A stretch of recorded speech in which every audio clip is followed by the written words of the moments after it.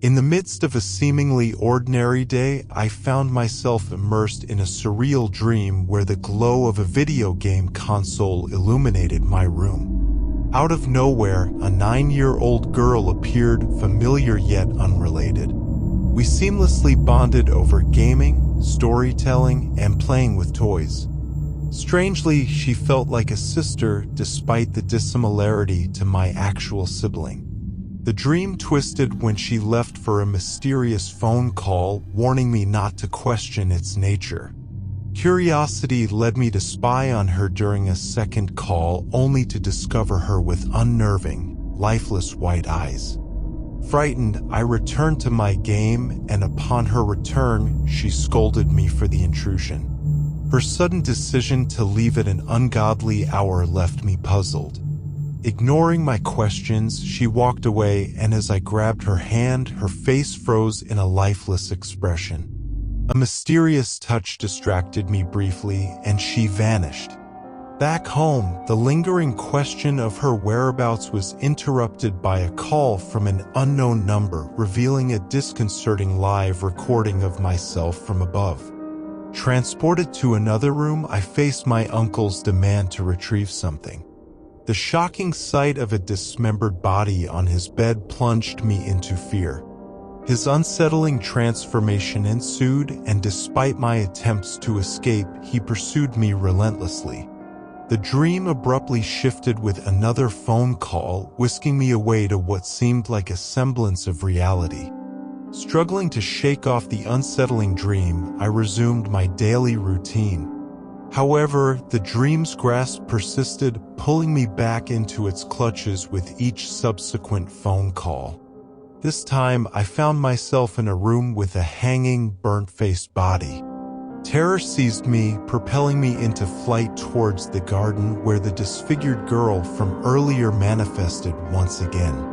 Her appearance was altered and haunting, legs twisted backward, face half-burned. She divulged the consequences of my actions, interrupting her phone call had cursed me. According to her, I would experience a recurring dream every 10 minutes, confronted with a life or death choice, answer the call or endure dire consequences. The curse proved contagious, transferring to those who dared to interrupt my calls. A surreal dance of horror and consequence unfolded, blurring the boundaries between my waking reality and the cryptic dream realm. In the unsettling cycle of this recurring dream, I never truly woke up. 10 minutes later, another phone call loomed, and I found myself once again holding my phone, preparing for the impending nightmare. Desperate for a solution, I approached my parents, recounting the eerie incidents and imploring them not to look at my phone when the call arrived.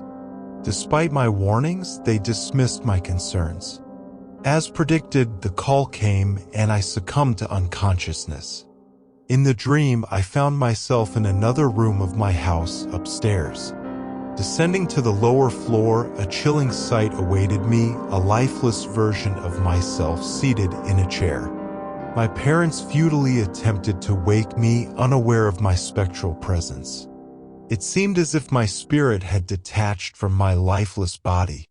Suddenly, a soft touch on my hand drew my attention. I turned to find the little girl, her presence a strange mix of comfort and foreboding. She offered a solution, claiming she could help me break free from the curse. However, her proposed remedy shocked me. I had to sacrifice her. I recoiled at the thought as she revealed her own tragic tale of losing a brother to a heart attack. Torn between my reluctance and her plea, she cried, expressing her inability to witness my suffering. She confessed that she was already dead, a spirit in the first place, visible only in dreams. To break the curse, she urged me to end her existence within the dream, promising relief for both of us. Stricken with sadness, I hesitated, grappling with the weight of the decision.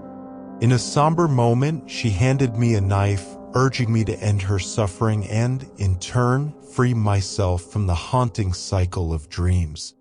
The gravity of the choice hung heavy in the air, leaving me to confront a moral dilemma within the confines of this surreal and haunting narrative.